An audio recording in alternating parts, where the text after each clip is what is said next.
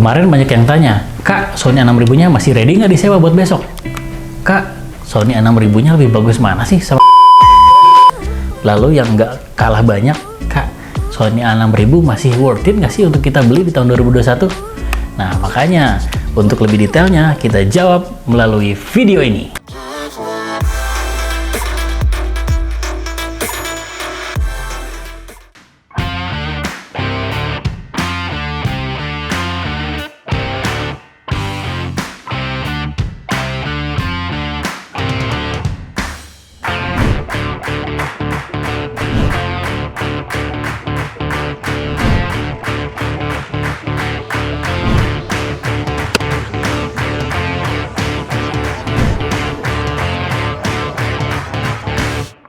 Ya, akhirnya sekarang saya bareng sama Sony A6000 dengan lensa kit 16-50 mm OSS. Ini banyak banget ditanyain sama teman-teman samit-samit kamera ya. Di sini saya sudah pakai lensa 16-50 OSS, dimana inilah lensa yang paling standar bawaan dari kamera. Sudah optical steady shoot, dimana kita kalau pakai video ini udah nggak begitu goyang karena sudah ada stabilization di dalamnya ya. Juga ini dengan lensa dengan range paling aman 16-50 yang sering banyak dipakai oleh teman-teman pemula yang memakai Sony A6000. Lalu kita akan bahas sedikit demi sedikit ya, apa aja sih yang kita bisa bahas di Sony A6000 ini. Ya, yang pertama dari segi body kita akan bahas. Bodinya lumayan compact karena kita bisa bawa ini dengan sangat mudah ya teman-teman. Beratnya sekitar 400-500 gram saja. Dari body termasuk lensa 450-500 gram saja, jadi tidak terlalu berat. Kalau kita pakaiin gimbal itu bisa pakai gimbal mirrorless yang kecil seperti Zhiyun Crane M2 ya, jadi lumayan ringan dan bisa dipakai dengan menggunakan tas kecil untuk kita pakai traveling ke sana kemari. Dan teman-teman konten kreator yang baru memulai pekerjaan konten kreator ataupun pekerjaan dokumentasi yang sifatnya harian ya begitu. Lalu teman-teman, yang kedua, layarnya ini sudah bisa flip ya.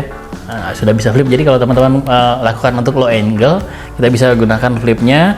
Walaupun sebenarnya flipnya nggak maksimal 180 derajat ya, jadi cuma 90 derajat aja. Jadi kalau kita bisa lihat, ini layarnya cuma 90 derajat aja ke atas, dan kita bisa mainkan low angle ataupun high angle ya, seperti ini dengan mudah ya. Walaupun juga LED 6000 ini dia belum touchscreen ya gitu, tapi lumayan oke untuk kelas kamera entry level mirrorless Sony ya. Lalu selanjutnya, secara fisik saat kita pegang body kamera ini, secara fisik built-in quality-nya ini juga sangat worth it untuk kelas kamera mirrorless yang ditampilkan oleh Sony 6000 ini. Memang atas, bawah, dan pinggirnya itu plastik ya teman-teman, tapi kalau kita pilih yang black ini terlihat sangat metalik ya dan keren banget kalau menurut saya. Nggak kelihatan bahwa ini ada lensa kamera murahan. Kalau kita yang di lapangan bilang ini kamera laki banget karena memang tampilan seperti ini keren banget untuk kita pakai sehari-hari.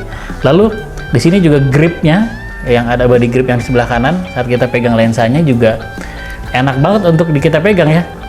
Untuk handheld seperti ini sangat nyaman, jadi satu genggaman lensa kita bisa pakai, bahkan kalau kita giniin nggak lepas dia tuh. Jadi penggunaan si grip yang anti slip ini juga sangat baik ya di Sony A6000. Lalu selanjutnya tombol-tombol ya, kita akan bahas tombol-tombolnya satu persatu dari bagian kiri, atas, bawah, belakang. Oke, yang pertama kita akan bahas tombol di sebelah kiri. Nah, di sini ada HDMI slot, di mana kita bisa colokkan kabel HDMI ke sini untuk extra display. Lalu juga ada charging slotnya, charging jacknya, USB di sini. Lalu ada keterangan WiFi di sini. Ada keterangan WiFi, artinya memang kamera ini sudah bisa kita koneksikan dengan aplikasi seperti kalau dulu Play Memory, sekarang Imaging Resource. Lalu bergerak sedikit ke tengah, ini sudah ada electrical viewfinder ya teman-teman. Jadi saat kita dekatkan mata kita ke electrical viewfinder ini, maka LED-nya akan mati. Artinya ini juga mempermudah kita ya untuk menghemat baterai. Jadi saat kita cuma mau motret aja, nggak nge-video, kita bisa gunakan electronic viewfinder ini seperti ini. Nah, seperti itu. Jadi itu tadi sedikit bahasa tentang electronic viewfinder. Lalu di sebelahnya persis itu ada tombol untuk adjusting fokus. Buat teman-teman yang matanya agak sedikit minus atau plus, ini bisa menggunakan button kecil ini untuk mengadjust jarak fokus yang ideal buat untuk mata teman-teman. Begitu. Lalu bergerak ke sebelah kanan. Di sini ada tombol flash. Tombol flash ini kita bisa pencet dan dia keluar dari tengah-tengah seperti ini. Nah, jadi keluar flashnya.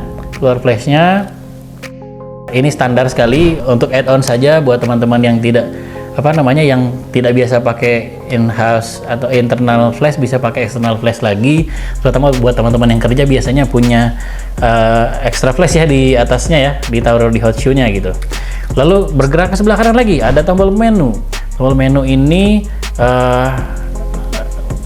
akan mengantarkan kita ke berbagai macam menu yang ada di Sony khasnya ya, seperti banyak halnya menu-menu lain, dan Sony dikenal dengan menu-menunya yang gampang dilihat ya, menurut saya gampang dilihat dan gampang dibaca begitu.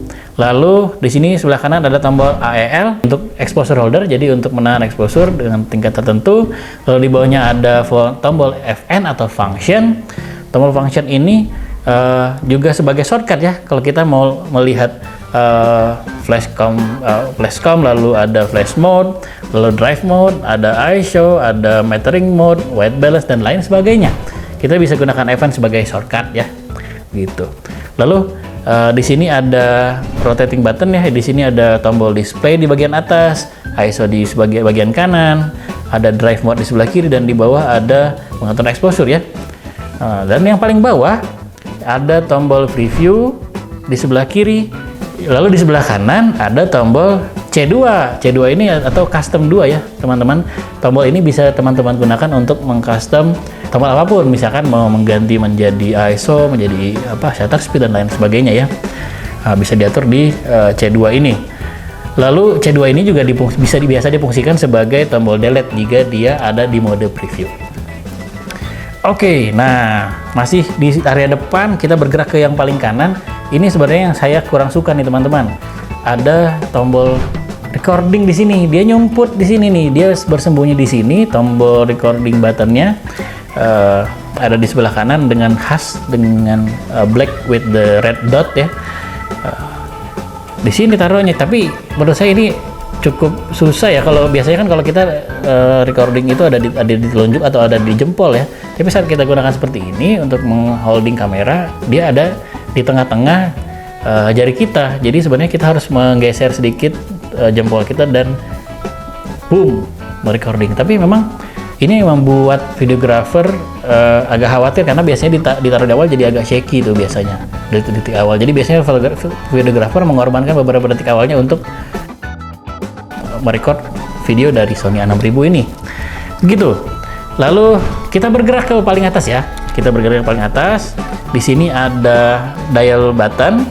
Ada juga tadi satu lagi adjusting dialnya juga yang sama berbentuk lingkaran. Jadi di sini dial buttonnya ada beberapa menu, ada manual, shutter priority, ada aperture priority, ada program auto, ada superior auto dan lain sebagainya. Teman-teman bisa lihat di tombol utama yang di atas yang berbentuk lingkaran ini. Di sebelah kanannya ini biasa dipakai untuk adjusting exposure, shutter speed, aperture dan lain sebagainya. Di sini kita bisa atur ini semua di Sony A6000. Lalu tadi saya sudah jelaskan di atasnya ada bagian flash, ada hot shoe ya. Kita bisa taruh external flash di sini ataupun mau taruh mic. Walaupun sebenarnya kalau dilihat di slot ini kita A6000 ini nggak punya slot mic ya teman-teman. Jadi kalau nggak salah Sony punya additional tool sendiri, tapi memang dia Sony ini egois nih. Dia bikin additional tool sendiri untuk ditempel di sini tanpa kabel mic-nya. Tapi memang ya untuk digunakan di Sony A6000 lumayan pricey ya teman-teman ya. Jadi lumayan mahal dia gitu. Oke, itu tadi tombol atas. Yang terakhir di sini ada tombol C1, custom 1 dan tombol shutter dan juga power gitu. Jadi kita akan temukan di bagian atas semua itu. Itu tadi mengenai button apa saja yang ada di Sony A6000.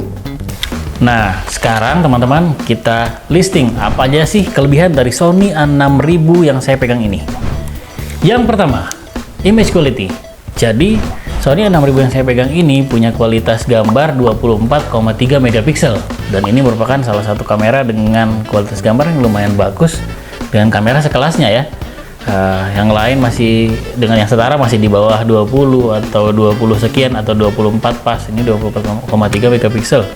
Lumayan oke ya untuk kita ambil gambar di lapangan. Lalu yang kedua adalah recording size-nya. Nah, ini yang banyak juga diunggulkan oleh teman-teman videographer ya.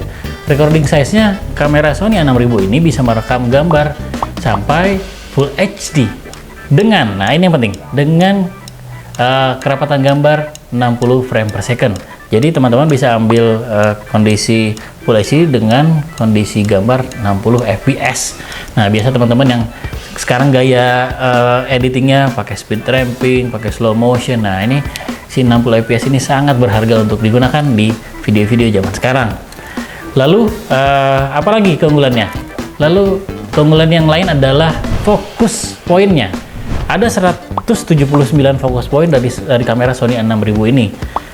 Teman-teman tahu sendiri kalau kita pakai kamera sensor ya, yang apa namanya, yang titik fokusnya nggak begitu banyak, bahkan di kelas full frame aja yang angkatan senior tuh ya, tapi masih oke digunakan, itu autofocusnya masih sedikit, masih di bawah 20 ya.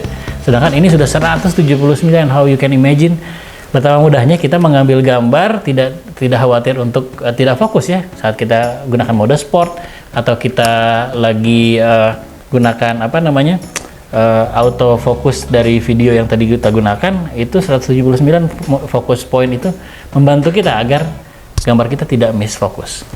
Oke, lalu yang selanjutnya adalah continuous shooting.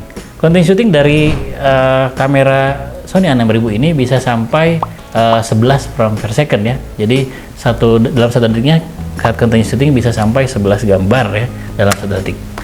Yang selanjutnya ada apa keunggulannya? Yaitu adalah connectivity. Connectivity dari Sony A6000 ini kita bisa pindahkan data, kita bisa akses melalui NFC yang ada di sebelah kanannya. Buat teman-teman yang punya HP-nya NFC. Yang selanjutnya adalah WiFi. Nah, kita bisa gunakan aplikasi kalau dulu Play Memories, kalau sekarang Imaging Edge Mobile. Nah, itu salah satu aplikasi yang bisa kita gunakan. Dan yang terakhir, yang tidak kalah penting adalah harganya yang sangat ekonomis. Teman-teman, Sony A6000 yang banyak digunakan orang untuk bekerja ini hanya berkisar harganya sekitar 6-7 juta saja harga barunya. Sedangkan secondnya hanya di harga 4-5 juta saja. Nah, kalau tadi kita bicara kelebihan, sekarang bicara kekurangan dari kamera Sony A6000 ini. Yang pertama, tidak adanya mikrofon output di sebelah kiri atau sebelah kanan kamera ini. Ini tentu nggak gampang untuk teman-teman videographer yang punya single kamera ya, karena kita harus membeli lagi add-on lagi di sini. Mikrofonnya Sony yang cukup mahal harganya, nggak murah ya. Jadi ini salah satu kekurangan dari Sony A6000 ini. Yang kedua, gampang overheat bro. Ini baterainya kecil pula, NPFP berapa 50 ini kecil. Jadi kita kalau punya kamera ini minimal saya sarankan teman-teman punya 2 baterai ya, jangan 1 baterai, karena untuk video ini sangat dibutuhkan gitu. Lalu overheat dan gampang overheat. Kita dalam beberapa menit recording dengan kondisi standby, tiba-tiba di overheat dan harus mati. Itu kelemahan yang kedua. Kelemahan yang ketiga, saat kita baru memulai startup kamera ini, butuh beberapa detik untuk kita bisa menggunakan kamera ini untuk standby gitu. Jadi startupnya masih kurang greget gitu. Dan yang keempat, LCD-nya menurut saya sih belum terlalu maksimal karena dia hanya 90 derajat rotating ya LCD-nya, jadi tidak begitu maksimal dan dia juga belum touchscreen gitu. Jadi buat teman-teman yang biasanya pakai untuk vlogging mode, it's not for you. Mungkin ini dipakai buat teman-teman yang lain yang lebih yang tidak membutuhkan fitur itu. Ya, jadi itu tadi kelemahan Sony A6000 yang saya tahu ya, teman-teman. Mungkin kalau teman-teman ada input lain tentang kekurangan Sony A6000 ini, isi di kolom komentar ya. Ya, saya sudah review ya teman-teman, kelebihan dan kekurangan dari Sony A6000 ini. Semua tentu punya sudut pandang. Teman-teman punya sudut pandang, saya punya sudut pandang. Tapi menurut saya sih, kamera Sony A6000 ini sangat worth it dan masih oke untuk kita gunakan di tahun 2021 ini.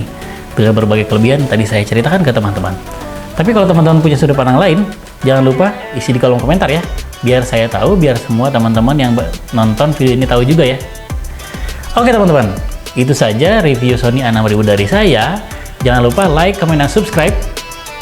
See you in the next video. Bye!